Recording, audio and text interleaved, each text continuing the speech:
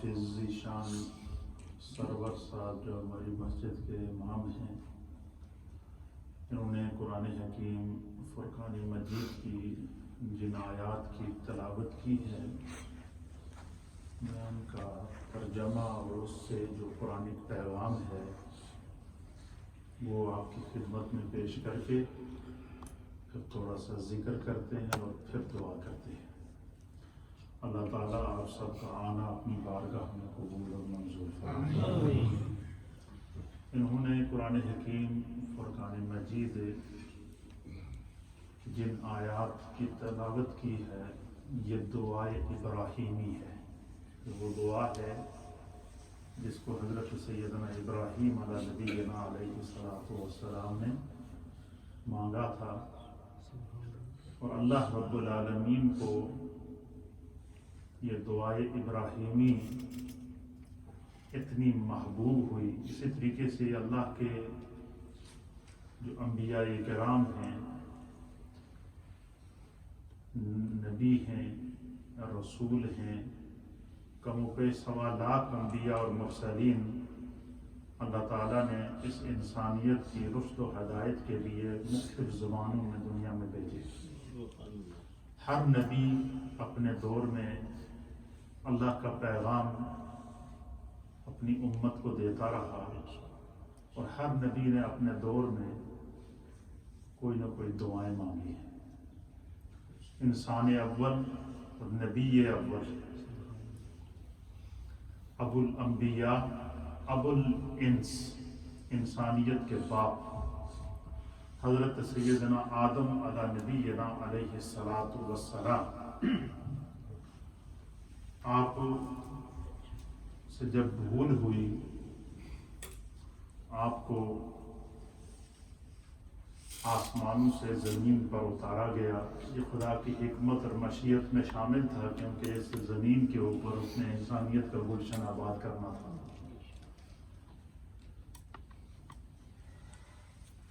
تو حضرت آدم علیہ السلام جب ان سے بھول ہوئی اور دنیا میں اترے، تو آپ کو احساس ہوا کہ مجھے اس درخت کے قریب نہیں جانا چاہیے تھا جس سے میرے رب نے مجھے منع کیا تھا۔ شیطان نے بہکایا اور آپ اس درخت کے قریب چلے گئے، اور وہ بھی آپ نادانستہ طور پر گئے کہ ارادہ تن نہیں گئے۔ اس میں ایک بات آپ ذہن میں رکھیں، ہمارے لوگوں کی ایک عادت ہے، وہ اکثر یہ باتیں کہتے ہیں جی کیا ہوئی گیا، یہ غلطی آدم کو بھی ہوئی ہے تو انسان کو مجھے گناہ ہوئی جائے تو اسی کیا حل ہے۔ نعوذ باللہ، نبی کی طرف گناہ کی نسبت کرنا یہ کفر ہے۔ کیا ہے؟ نبی کی طرف گناہ کی نسبت نہیں کرنی چاہیے، بلکہ اللہ تعالیٰ حضرت آدم علیہ السلام کے اس عمل کو بھول قرار دے رہا ہے۔ اللہ فرماتا ہے قرآن میں فَنَسِیَ، پس آدم علیہ السلام سے بھول ہوئی۔ کیا ہوئی؟ نسیہ ینساؤ کا معنی ہے بھول جانا۔ کیا کرنا؟ جو بھول ہوتی ہے وہ غلطی، وہ گناہ نہیں ہوتا۔ مثلا اگر آپ نے علماء اور فقہاء نے لکھا کہ آپ نے روزہ رکھا، سحری کی نیت کی، روزہ رکھا، بے شک فرض روزہ رمضان کا روزہ رکھا، تو آپ نے دن میں بھولے سے، بے خیالی سے، بھولے سے آپ نے کھانا کھا لیا، اتنا کھا لیا کہ پیٹ بھر کے کھا لیا۔ اتنا کھا لیا، پیٹ بھر کے کھا لیا، یا آپ کو پیاس لگی ہوئی تھی تو آپ نے بھولے سے کیا کیا، پانی پیا، اور اتنا پیا کہ جی بھر کے پیا، اور اس کے بعد آپ کو یاد آیا کہ بھائی مجھے تو روزہ تھا، یہ مجھ سے کیا ہو گیا۔ اب حکم یہ ہے کہ آپ کا روزہ قائم ہے، روزہ آپ کا قائم ہے، اس لیے کہ وہ جو آپ سے بھول ہوئی ہے وہ جان بوجھ کر نہیں ہوئی۔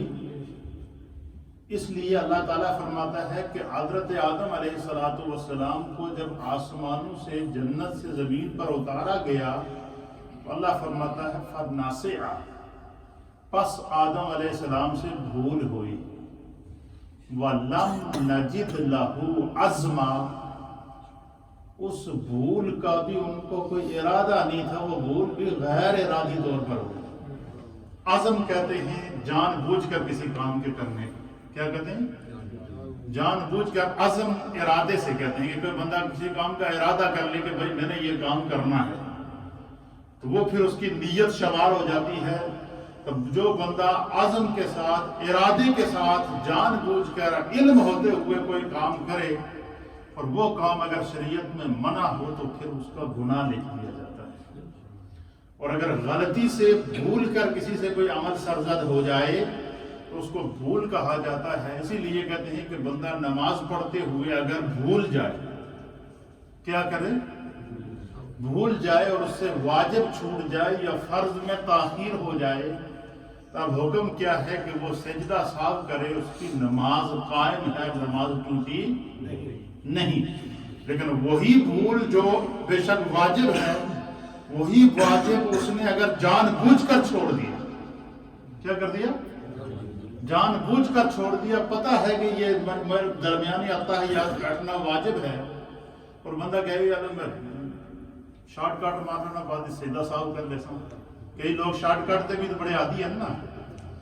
اب اس نے ارادہ تن جو وہ واجب چھوڑا ہے، اب نماز باطل ہو گئی۔ نماز کیا ہو گئی؟ باطل ہو گئی۔ اب وہ نماز واجب الاعادہ ہے، لیکن وہی واجب اگر کسی سے بھولے سے رہ گیا اور اس سے خیال نہیں آیا، بیٹھنا تھا تو سیدھا کھڑا ہو گیا، درمیانی اتحیات بیٹھنا نماز میں کیا ہے؟ واجب ہے، تو بندہ تیسری رکعت کے لیے کھڑا ہو گیا۔ اب حکم کیا ہے؟ شریعت کا حکم یہ ہے کہ اب وہ دوبارہ بیٹھے نہیں۔ کیوں؟ کہ نماز میں قیام کیا ہے؟ فرض ہے۔ تو جب وہ کھڑا ہو گیا تو وہ فرض میں داخل ہو گیا۔ کیا ہو گیا؟ جب وہ فرض میں داخل ہو گیا تو اب حکم یہ ہے کہ وہ فرض کو، اعلیٰ رکن کو چھوڑ کر واپس ادنیٰ کی طرف نہیں پلٹ سکتا، فرض کو چھوڑ کر واجب کی طرف واپس لوٹ نہیں سکتا۔ لہذا اس کی اس بھول کے اوپر جو اس سے واجب چھوٹا ہے، اب حکم شرعی یہ ہے کہ بندہ کیا کرے؟ سجدہ سہو کرے اور نماز اپنی کمپلیٹ کر لے۔ اس کی نماز ٹوٹی نہیں ہے، نہ اس کے ثواب میں کمی آئی ہے، نہ اجر میں کمی آئی ہے، نماز اللہ کی بارگاہ میں قبول ہوئی۔ اس لیے یہ باتیں جو اکثر ہم لوگ آپس میں باتیں کرتے کرتے، مذاقیں کرتے کرتے، گپ شپ کرتے کرتے کہتے ہیں کیا ہوئی جی آدم کو نعوذ باللہ گناہ ہو گیا تو سڑے کو گناہ ہوئی ہے، تو نبی کی طرف گناہ کی نسبت کرنا یہ کیا ہے؟ کفر ہے۔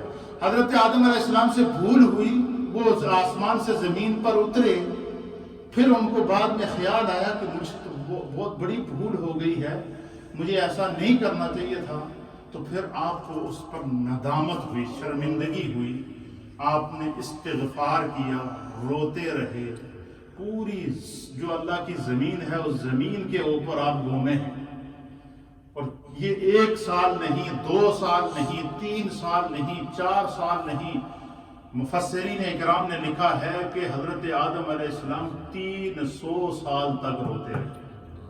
کتنے 100 سال تک؟ حضرت آدم علیہ السلام کی جو عمر مبارک تھی وہ 1000 سال تھی۔ کتنی تھی؟ اور بعض روایات کے مطابق 1000 سال سے بھی زائد تھی۔ تو 300 سال تک آپ زمین پر کیا کرتے رہے؟ روتے رہے، استغفار کرتے رہے۔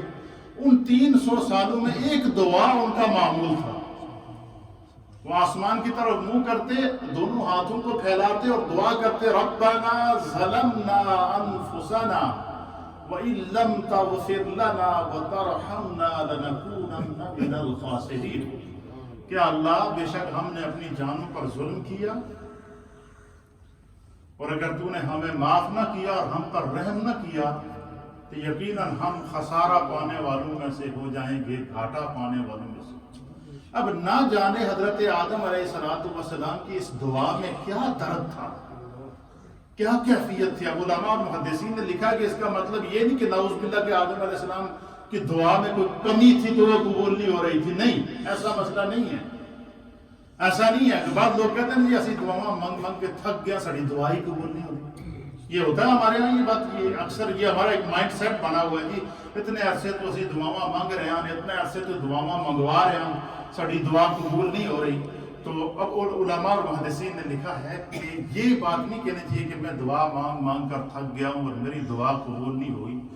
حضرت آدم علیہ السلام نے بھی تو 300 سال اللہ سے اس ایک بھول کی دعا مانگی. کتنی؟ آپ مجھے بتائیں، ایک وہ بھول جو حضرت آدم علیہ السلام سے ہوئی، اس بھول کو خدا کہہ رہا ہے کہ یہ بھول ہے، اور بھول بھی ایسی ہے کہ جو آدم علیہ السلام نے جان بوجھ کر نہیں کی تھی، بے خیالی میں جو ہوگی. کیا ہوگی؟ ایک بے خیالی کی ایک بھول کو معاف کرنے کے لیے 300 سال تک حضرت آدم علیہ السلام نے اپنے آنسو بہائے. 300 سال تک گڑ گڑا کر روتے رہے، آنسو بہاتے رہے اور دعا مانگتے رہے. اب علماء نے لکھا کہ حضرت آدم علیہ السلام کی کوئی دعا میں کمی نہیں تھی، نعوذ باللہ، کہ وہ دعا قبول نہیں ہو رہی تھی، بلکہ محدثین اور علماء نے لکھا کہ آدم علیہ السلام چونکہ خدا کے محبوب تھے، اللہ کے پیارے تھے، اللہ تعالیٰ کو ان سے محبت تھی اور ان کو خدا سے محبت تھی. ان کا یہ انداز اپنے رب کی بارگاہ میں عاجزی کا اظہار کرنا، آدم علیہ السلام کا اپنے رب کی بارگاہ میں گر گڑا کر بار بار دعا کرنا، آدم علیہ السلام کا آنسو بہا کر اپنے رب کی بارگاہ میں بار بار دعا کرنا، ان کا یہ انداز رب کو اتنا محبوب تھا. اللہ یہ چاہتا تھا کہ میرا آدم اسی طرح نیاز کرتا رہے اور میں رب ہو کر اس پر اسی طرح ناز کرتا رہوں. یہ نیاز اور ناز کی بات، یہ دعا ایک ایسا محبوب عمل ہے کہ اگر بندہ دل کے ساتھ اپنے قلب کو جھکا کر، روح کو جھکا کر، سوچ کو جھکا کر، تصور کو جھکا کر، تخیل کو جھکا کر اپنے رب کی طرف متوجہ ہو جائے تو انسان کے اس عمل کو اللہ تعالیٰ نہ صرف اپنی بارگاہ میں قبول کرتا ہے بلکہ بعد میں آنے والوں کے لیے اس کو ایگزامپل بنا دیتا ہے. حضرت آدم علیہ السلام انسان اول ہیں.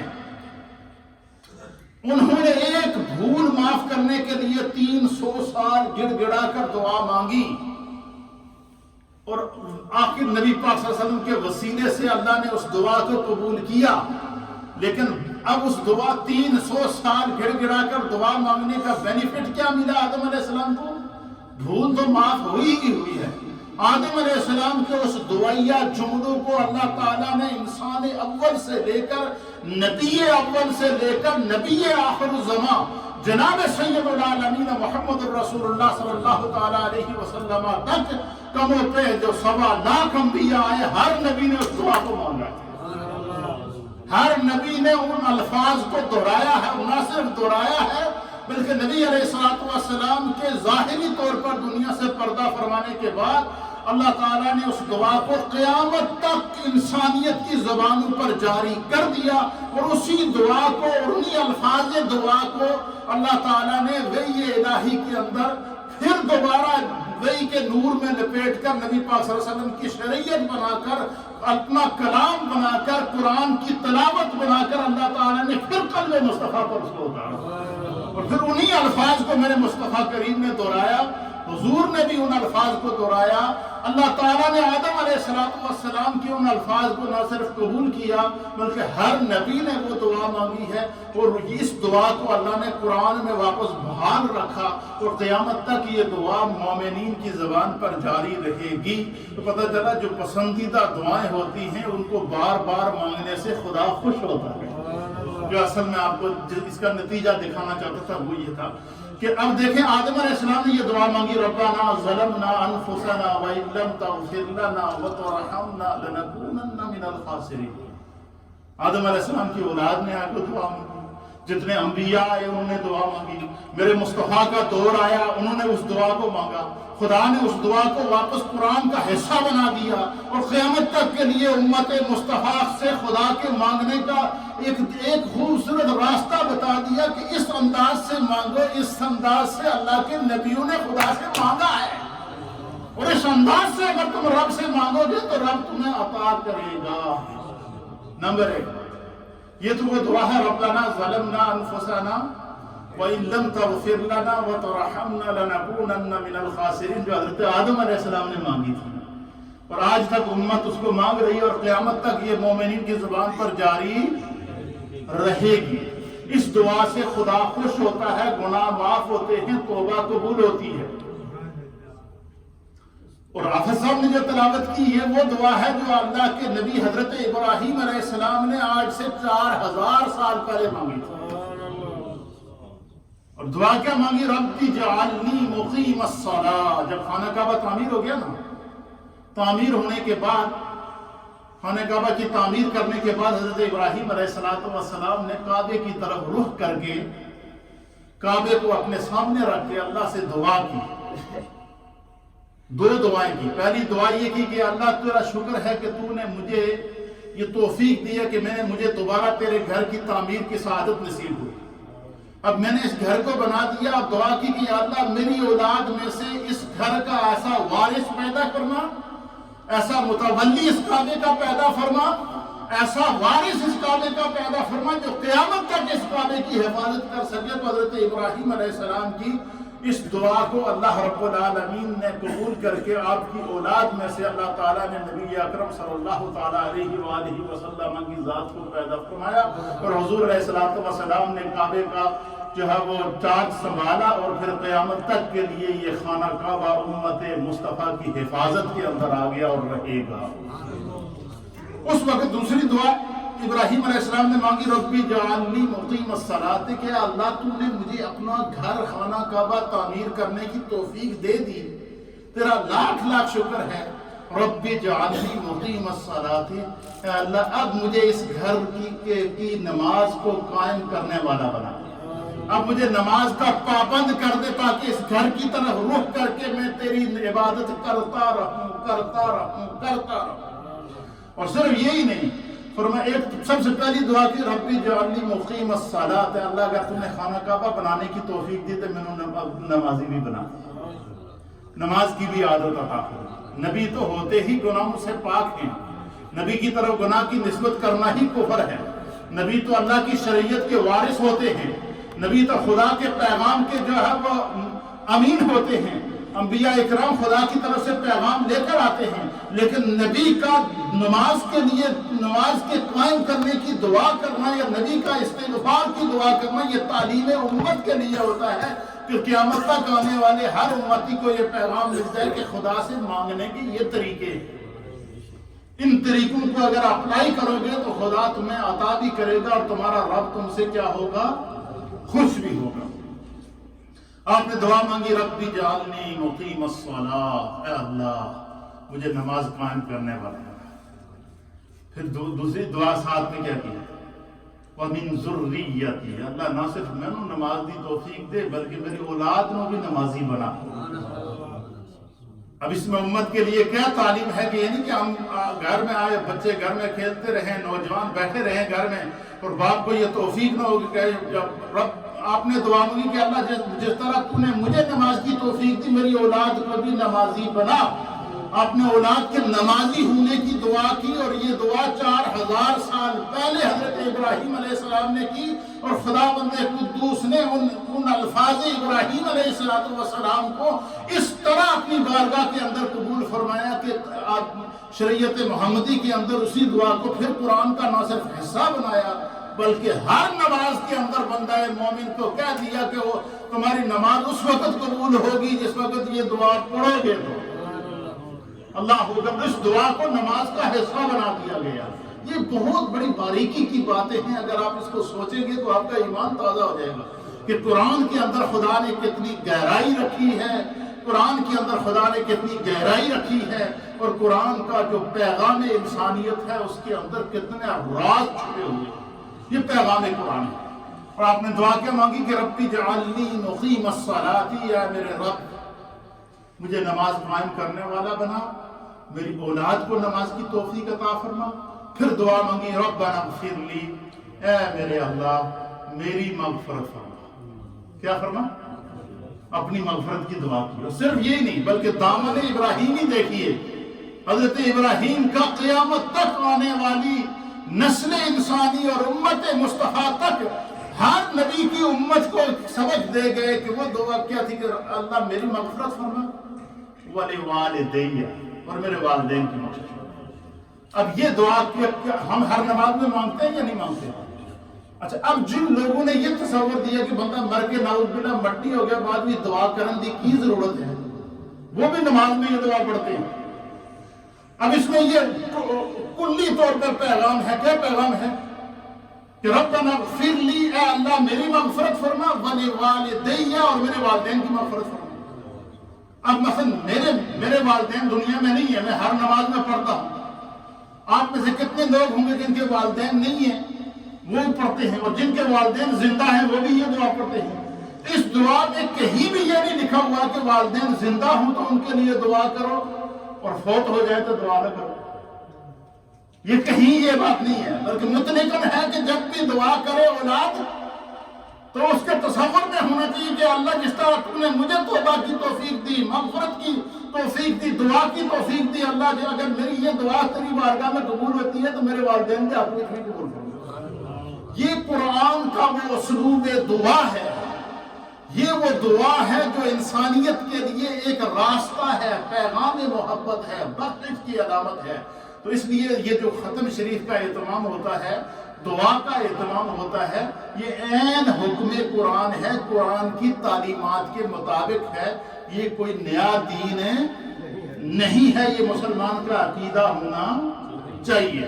اور آپ دیکھیے دعا کا طریقہ دیکھیے، اور غصے پہ دعا دیکھیے، اور یہ دعا ابراہیمی ہے، اور یہ وہ دعا ہے کہ جس کو ابراہیم علیہ السلام نے اپنے زبان سے ادا کیا، وہ دعا ہے جسے اسماعیل علیہ السلام نے اپنی زبان سے ادا کیا، یہ وہ دعا ہے جسے اسحاق علیہ السلام نے اپنی زبان سے ادا کیا، یہ وہ دعا ہے جسے یعقوب علیہ السلام نے اپنی زبان سے ادا کیا، یہ وہ دعا ہے جسے یوسف علیہ السلام نے اپنی زبان سے ادا کیا، یہ وہ دعا ہے کہ حضرت ابراہیم کی نسل سے نبی پاک صلی اللہ تعالیٰ علیہ وسلم تک آنے والے ہر نبی نے اس دعا کو مانگا ہے، اور نہ صرف اس دعا کو مانگا ہے بلکہ خدا نے اس دعا کو قرآن کا حصہ بنا کر امت مصطفیٰ کی زبانوں پر جاری کر دیا۔